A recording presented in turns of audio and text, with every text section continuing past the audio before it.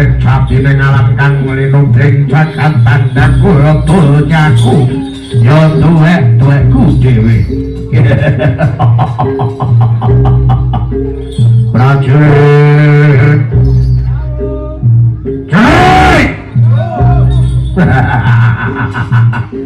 seneng ngulati kowe kabeh para prajurit pepetingan jroning Garda Yaksa Manggala.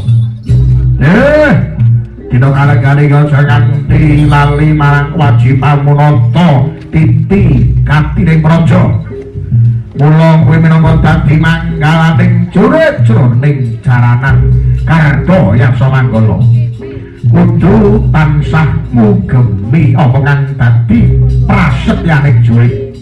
Mula kepala dina kalenggane iki gelar jajan ana ing lalatan Sidareja ditongak-tongakne jaranane dhewe iki dadi jaranan sing kuncara Jayeng Bawana.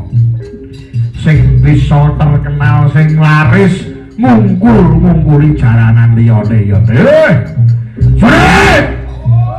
Lungguh Kang Prayata pacotake Gunung Maksana. Monggo Kakang.